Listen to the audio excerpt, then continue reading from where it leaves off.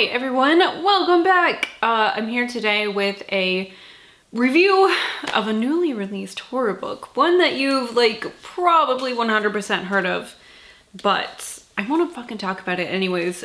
This is How to Sell a Haunted House by Grady Hendrix. You might recognize Grady Hendrix's name from such books as We Sold Our Souls, My Best Friend's Exorcism, The Final Girl Support Group, the Book Club's Guide to Slaying Vampires, the Southern Book Club's Guide to Slaying Vampires, Horror Story, Dead Astronauts. Grady has become quite a prolific author in the last couple years, and every book I read is it just solidifies the fact that he is one of my very favorite authors. He always has this great mix of pieces of body horror in his work. He's got a great sense of humor, and he just tells a fucking great story. I really like that it seems like most of his books focuses on a trope, but he manages to make it still so interesting and fresh and new, vampires, slashers, haunted houses, satanic panic type stuff, possession, things like that. It's we've all read these books before. We've all seen these movies before. It can get tiresome sometimes, if you're reading this stuff over and over or consuming media of any type of this over and over. But I feel like Grady manages to breathe a breath of fresh air, breathe some life back into these dusty old horror tropes, and just make it something fucking new. So in How to Sell a Haunted House, we follow a woman named Louise. She is, I believe, in her late 30s. She's got a daughter, and she's a single mom. She's kind of estranged from her family in general. She's close kind of to her mom and dad still, but she does not see them very often. And a huge point of contention in her relationship with them is her brother Mark.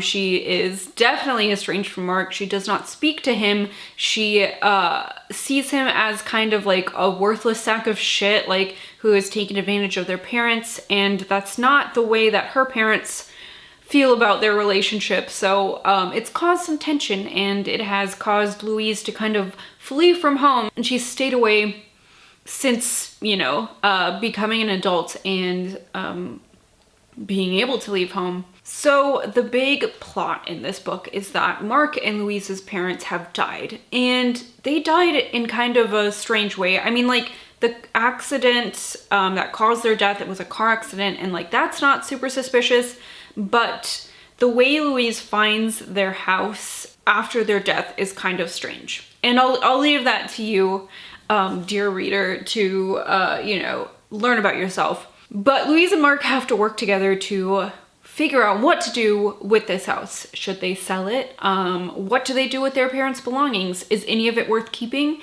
Their mother had this puppet ministry show, so she would do Christian puppet stuff, which reminds me of King of the Hill, which makes me laugh. So their mother has just collected 40, 50 years of these puppets are just in her house, all these dolls and puppets and things that she's made, and that was very big in their mother's life. So it's even though these things are almost useless to Louise and Mark, should they keep them? What should they do with them? And very quickly, when they're trying to deal with this house, tensions are very fucking high. These two people do not like each other. They do not want to exist in the same place together. So there's that. There's all this family tension, and also strange things are happening in the house. Things that shouldn't be happening. Inanimate objects moving and acting of their own accord. And so you're well, what's going on? And I think that's probably all of the plot. I should tell you, if you haven't already read this did come out in January, I think. But I will say that when I went into this, I expected one thing, and it really became something else in such a great way. Such a great way. The thing in this book that's the creepiest is something that I would not expect myself to be creeped out by. I know some people have issues with these sorts of things, but I'm not one of those people.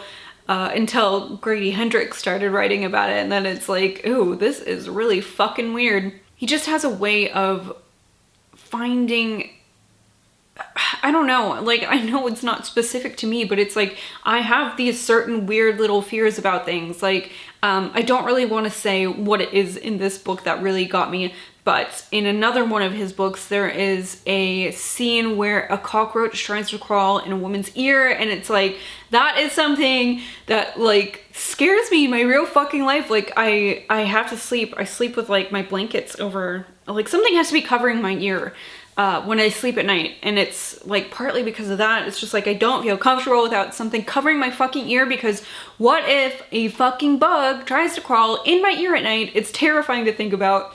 And there's a part in this, something that happens to Louise in the kitchen. If you know, you know.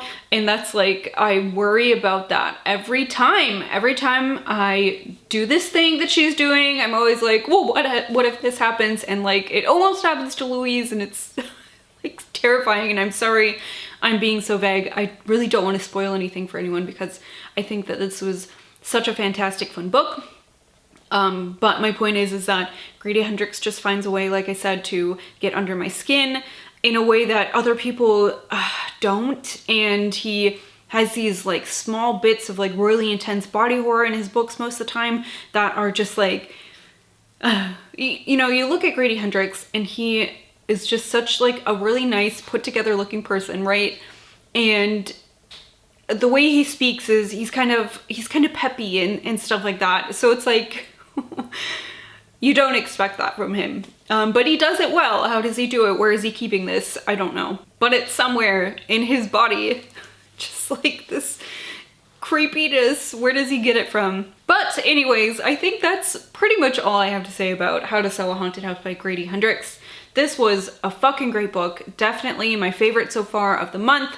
Probably one of my favorites of the year. It's just like so heartfelt and emotional, and like I got kind of teary at the end because of this, like the resolution of everything, and it was like, holy shit, like this is like genuinely so fucking sad.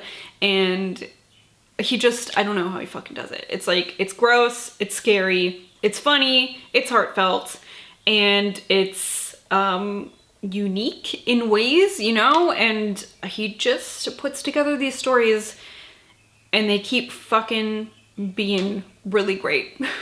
It was a fucking good one. I mean, I would recommend it.